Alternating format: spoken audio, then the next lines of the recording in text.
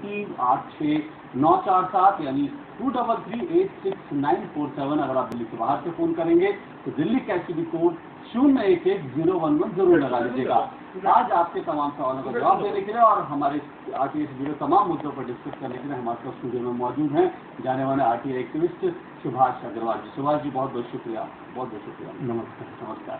शुरुआत करते हैं देश की अर्थव्यवस्था से लेकर। अर्थव्यवस्था का मामला ऐसा ही है, मसला ऐसा है जो हमेशा सुर्खियों में रहता है। और आजकल जबकि अर्थव्यवस्था की बात चली है तो आजकल क्योंकि पूरी दुनिया की अर्थव्यवस्था डावाडोल है, भारत में भी जो अर्थव्यवस्था पूरी धीमी रफ्तार से चल रही है, तो अर्थव्यवस्था इस वक्त एक बहुत महत्वपूर्ण मुद्दा बनकर सामने आया है। और ऐसे में जब आपको ये पता चले कि भारतीय अर्थव्यवस्था को जैसे कह सकते हैं कि पूरी दुनिया की अर्थव्यवस्था को जो चोट पहुंचती है सबसे बड़ी, वो पहुंचती है फेक करेंसी यानी नकली नोटों से।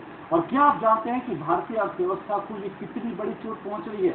यह पिछले 5 सालों में जो नकली नोट हैं, जो फेक करेंसी है, उनका कारोबार 5 गुना तक बढ़ गया है। और एक आंकड़ा ये बताता है कि देश में जो है करीब करीब तो 2011 और 12 में 25,000 करोड़ रुपया जो है वो फेक करेंसी है जो पकड़ा गया। और इस तमाम खुलासे जो फेक करेंसी को लेकर हुए हैं, ये सुभाष अग्रवाल जी की आरटीआई के लगाने के बाद ये सामने आए हैं।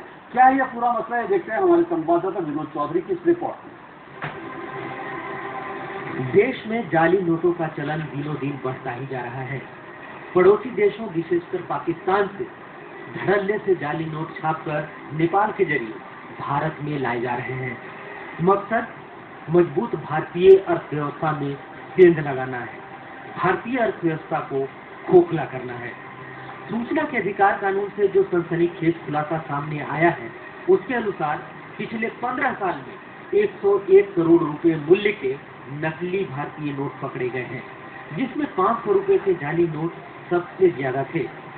आरटीआई एक्टिविस्ट सुभाष अग्रवाल के आरटीआई के जवाब में भारतीय रिजर्व बैंक ने कहा है कि वर्ष 1996 से लेकर 2012 तक कुल 5,21,155 जाली नोट पकड़े गए, जिनका कुल मूल्य 101.91 करोड़ रुपए है।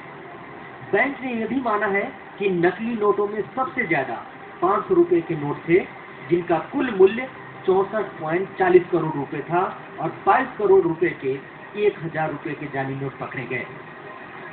जाली नोट बहुत ज्यादा नेपाल में पकड़े गए हैं और जिसके ओरिजिन कुछ और पड़ोसी देशों से बताया गया है, और वो भारी संख्या में इन जाली नोटों को पकड़ा गया है। और कभी कभी भारत के अंदर भी ये नोट जब पकड़ते हैं, हमारे सुरक्षा व्यवस्था है इसके लिए, तो ये पकड़े जाते हैं, तो ये पता चलता है कि शायद उनकी ओरिजिन जो है कुछ पड़ोसी देशों से है। तो ये एक देखिए, मैंने जैसे बताया कि जाली नोटों का सर्कुलेशन जो है वो एक अर्थव्यवस्था को भारी आघात पहुंचाता है। सरकार नकली नोटों के आए दिन पकड़े जाने की खबर से चिंतित है और जरूरी ऐतिहासिक कदम उठा रही है। आम लोग भी इस चलन से परेशान हैं, क्योंकि अक्सर बैंकों के एटीएम से नकली नोट निकलते हैं, जिन्हें बैंक वापस लेने से इनकार कर देते हैं। सरकार कागज के नोटों की जगह प्लास्टिक के नोट बाजार में लाने का विचार कर रही है, लेकिन प्लास्टिक के नोट पर होने वाले खर्च का मूल्यांकन करके भी विचार कर सकती है। पेपर नोट के मुकाबले शायद प्लास्टिक नोट जो होंगे वो ज्यादा ड्यूरेबल होंगे, तो लेकिन प्लास्टिक नोट्स को बनाने में भी कॉस्ट की बात देखना पड़ेगा कि वो पेपर नोट्स के मुकाबले में कितना ज़्यादा प्लास्टिक नोट का कॉस्ट होता है, क्योंकि पेपर नोट को आपको बार बार बदलना पड़ता है, मतलब रिजर्व बैंक को। तो cost of printing the note वो भी देखना पड़ेगा, प्रिंटिंग का क्या कॉस्ट है। हालांकि सरकार नई से नई टेक्नोलॉजी का इस्तेमाल कर नोटों को बनाती है, लेकिन नकली नोट छापने वाली देश विरोधी ताकतें टेक्नोलॉजी के मामले में सरकार से कदम टाल कर लेती है। हालांकि सरकार समय समय पर लोगों को जागरूक करने के लिए टीवी रेडियो के माध्यम का इस्तेमाल करती रही है, लेकिन संगठित अपराध बन चुके नकली नोटों के धंधे ने भारतीय अर्थव्यवस्था में सेंध लगानी शुरू कर दी है। तो देखा आपने कितना बड़ा कारोबार है फेक करेंसी का और कैसे हमारी अर्थव्यवस्था को चोट पहुंचा रहा है। सुभाष जी, ये आपने आके किस वजह से लगे, क्या तैयार बनने का? देखिए, मैंने जो करेंसी रिलेटेड बहुत सारे प्रश्न पूछे थे, अभी उसमें से कुछ जवाब आए, बाकी इन्होंने डिपार्टमेंट ऑफ इकोनॉमिक अफेयर्स को ट्रांसफर किए हैं, वहाँ से आएंगे। पर जो सूचनाएं आई हैं वो भी काफ़ी महत्वपूर्ण थी। अभी फेक करेंसी की बात आई। अब इसमें एक तो यह है कि साल दर साल इसका प्रचलन बढ़ता जा रहा है, यह आंकड़ों से स्पष्ट हुआ है। दूसरा यह है कि बड़े नोटों में फेक करेंसी ज़्यादा है, क्योंकि वहाँ पे आपसे बढ़ाते तो वॉल्यूम बढ़ जाता है, वॉल्यूम ऑफ अमाउंट बढ़ जाता है।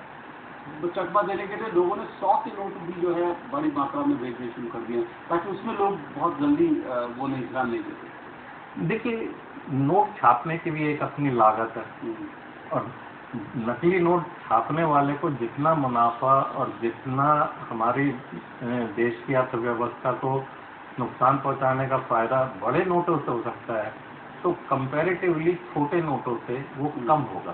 अब समस्या तो है, समस्या तो अगर 10 का नोट भी नकली छपेगा तो भी है ही, वो भी समस्या है। तो ये तो एक हर चीज़ का एक सीमित साधन ही हो सकता है कि हम उसे कितना अंकुश लगा सकते हैं। पूर्णतः या अंकुश लगाना तो एक आइडियलिज्म हो गया, पर जितना ज़्यादा से ज़्यादा लगा सके उतना तो लगाना चाहिए। और इसमें एक बात ये भी सामने आ रही है कि सरकार ये भी ऑप्शन पे विचार कर रही है कि जो प्लास्टिक के जो नोट्स हैं उनको, मैं बता रहा हूँ, देखिए अभी तो वो प्लास्टिक के नोट आए, उन्हें देख कर ही उसके ऊपर हम प्रतिक्रिया दे पाएंगे। पर वही वाली बात है, जो हमारे जिन देशों में हमारे नोटों की नकली नोट छप रहे हैं, वो क्या वो टेक्नोलॉजी को नहीं अपनाएंगे? वो भी अपनाएंगे।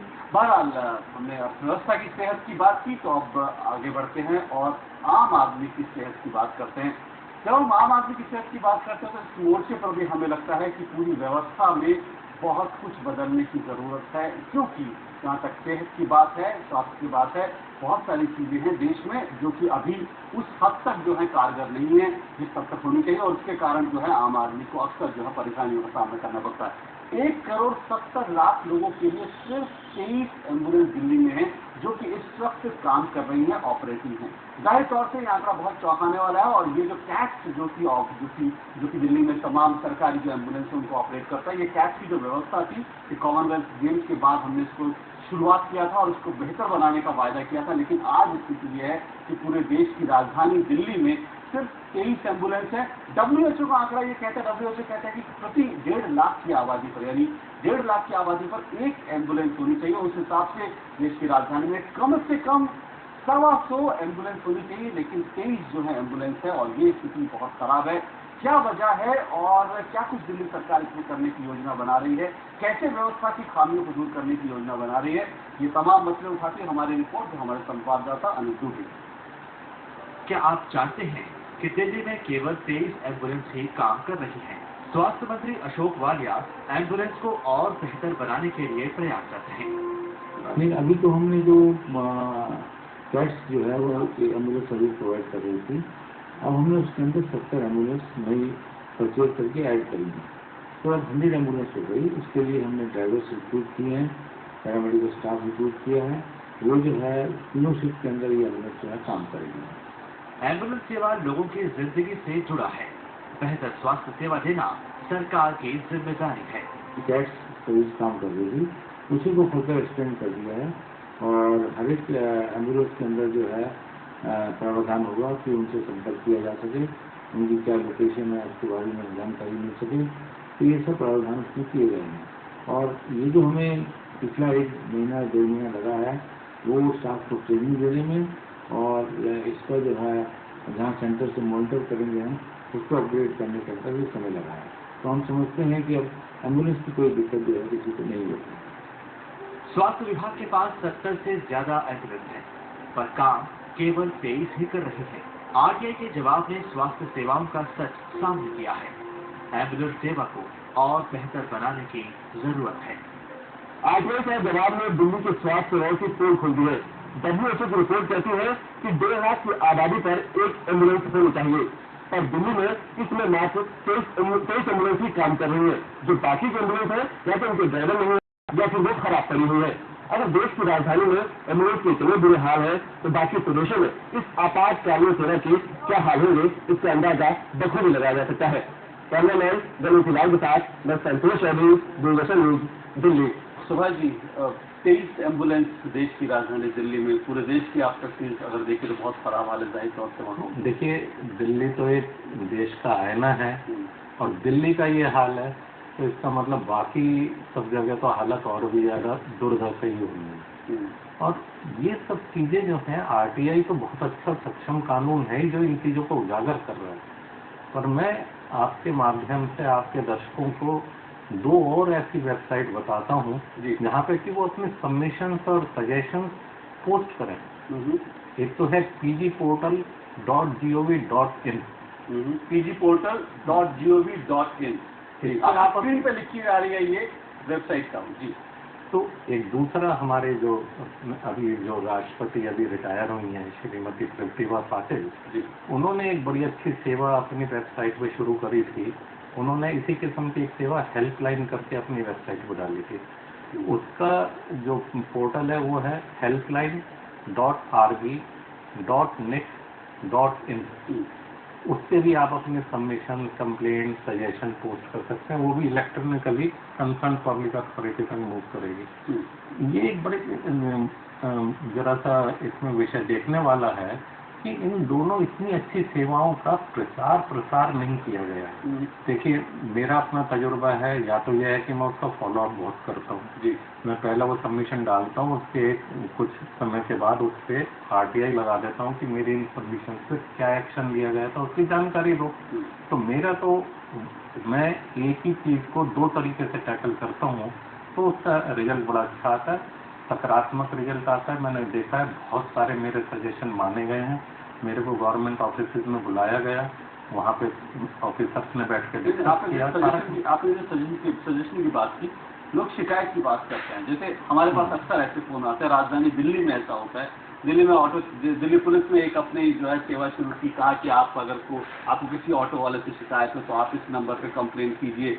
लोग कहते हैं कि हम उस नंबर पे कंप्लेन करते हैं, ऑटो वाले की शिकायतें करते हैं, नंबर देते हैं, लेकिन उनको ये मालूम ही नहीं पड़ता कि उस ऑटो वाले के खिलाफ कार्रवाई हुई कि नहीं हुई। तो इस तरह की पुलिस को लेकर बहुत सारी शिकायतें आती है कि पुलिस की ओर से कभी भी एक्शन लिया गया नहीं लिया गया, ऐसा पता नहीं चलता। तो इस वजह से कहीं ना कहीं लोग हतोत्साहित होते हैं। लोगों को लगता है कि देखिए, उसी का ही तो पूरा बनाया गया आरटीआई जी। पहले आप कंप्लेंट डालिए, उसका अगर नहीं आप संतुष्ट हैं तो आरटीआई एक्ट का इस्तेमाल करते हुए उसमें एक्शन टेकन पे इंफॉर्मेशन मांग लीजिए, तो आपको इंफॉर्मेशन आएगी। अगर एक्शन नहीं लिया गया होगा तो वो एक दबाव में आके एक्शन लेके फिर आपको सूचना देंगे। तो ये दोनों पूरक हैं, ये pgportal, helpline.rb.nic.in और आरटीआई है, ये एक दूसरे के पूरक बन के मैं तो वैसे इस्तेमाल करता हूँ जी। अगर आपको व्यवस्था बदलनी है तो थोड़ा सा पहले आप दिल्ली पुलिस की बात कर रहे हैं, दिल्ली पुलिस पे भी मैं मेल करता हूँ जी। मेरे पास तो बकायदा पुलिस इंस्पेक्टर घर पे आते हैं और वो उन कंप्लेंट्स को लेकर आते हैं और वो बताते हैं कि अब आप संतुष्ट हो गए हो तो मैं संतुष्ट दे दीजिए। आपसे शायद दिल्ली पुलिस थोड़ी डरती है, इसलिए शायद ऐसा होता है। पर हम लोग तो मैं ये कहता हूँ कि अगर अच्छा चलिए मैं मान गया आपकी बात की, मेरे से डरते हैं, आप लोग क्यों नहीं, दर्शक क्यों नहीं इस तरीके की स्ट्रेटेजी इस्तेमाल करते हैं? आप वही कह रहे हैं क्योंकि आपकी ताकत जो है, आप भी देश के आम नागरिक हैं, लेकिन आपकी ताकत, आपने आरटीआई को अपनी ताकत बनाया। और वही हम अपने दर्शकों से बार बार कहते हैं कि आरटीआई को अपनी ताकत बनाइए, और जब आप आरटीआई को अपनी ताकत बनाएंगे तो जाहिर तौर से व्यवस्था में बदलाव से आपकी बात भी सुनी जाएगी और जो कमियां हैं, जो आपकी शिकायतें, वो भी सुनी जाएगी। बहरहाल इससे पहले कि हम आगे बढ़े, हमारे साथ एक कॉलर हैं जिससे हमें रांची से फोन कर रहे हैं, मोहम्मद अकरम साहब। मोहम्मद अकरम जी, बहुत बहुत शुक्रिया आपका फोन करने के लिए। क्या जानना चाहते हैं आप? मैंने रांची विश्वविद्यालय को एक आरटीआई लगाया जी, और मैंने जानना चाहा कि क्या रांची विश्वविद्यालय के अंतर्गत आने वाले सभी कॉलेजों में सूचना पदाधिकारी के नियुक्ति की गई है और उसका क्या सार्वजनिक रूप से उसका बोर्ड लगाया गया है या नहीं। पर मुझे अभी तक इसका जवाब नहीं मिला। तब मैंने प्रथम में एक पदाधिकारी को भी लगाया, तब भी मुझे इसकी सूचना नहीं मिली। तो इसका तो आप राज्य सूचना आयोग में इसकी कंप्लेंट करिए। अगर रांची विश्वविद्यालय स्टेट गवर्नमेंट के अंदर में आता है तो आप स्टेट इंफॉर्मेशन कमीशन में कंप्लेंट करिए, और नहीं तो केंद्रीय सूचना आयोग में करिए। अगर ये केंद्रीय सरकार के अंतर्गत आता है तो आपको उसका समाधान मिलेगा। सेक्शन 18 आपको ये पावर देता है। ठीक है सर, मैं एक और छोटा सा सवाल था सर कि मैंने झारखंड के राष्ट्रीय समर न्यायालय को एक RTI लगाया और RTI के द्वारा मैंने कुछ सवाल पूछा, तो मेरे जज द्वारा जो मैंने जो पोस्ट किया था लिफाफ, उस लिफाफ को रिटर्न भेज दिया गया रिफ्यूज देकर, 3 बार ऐसा हुआ। इसके संबंध में भी आप सूचना आयोग को शिकायत कर सकते हैं। मेरे पास भी इस तरीके के मामले हुए 2-3, तो मैंने जैसे ही केंद्रीय सूचना आयोग में शिकायत करी तो वहाँ पे उनके ऊपर पेनल्टी भी लगी, मेरे को कंपनसेशन भी मिला। कैसे मैं इसकी सूचना मतलब जो मैं सूचना में डाक द्वारा दे सकता हूँ जन सूचना पदाधिकारी को, राज्य सूचना पदाधिकारी को? नहीं, अब तो सूचना आयोग में जाइए ना। जब वहाँ से तो रिफ्यूज लिख के आ गया तो आप सूचना आयोग में भेज सकते हैं अपनी कंप्लेंट सेक्शन 18 के अंतर्गत। जी, आप रजिस्टर्ड पोस्ट से बिल्कुल भेज सकते हैं मोहन और अकरम साहब, और स्पीड पोस्ट की सेवा का इस्तेमाल जरूर आप कर सकते हैं। और जब आप स्पीड पोस्ट की सेवा का इस्तेमाल करते हैं वो भी आपके पास उसकी जब उसकी पावती आपके पास होती है तो वो भी आपके पास एक सबूत होता है कि आपने दरअसल जो है आज ये लगाई थी। हालांकि पोस्टल ऑर्डर लगाना है वो तो जरूर लगाना ही है। बहरहाल एक छोटा सा ब्रेक ले लेते हैं हम आप इस वक्त, और ब्रेक के बाद आपको ले चलेंगे अपनी अगली कहानी।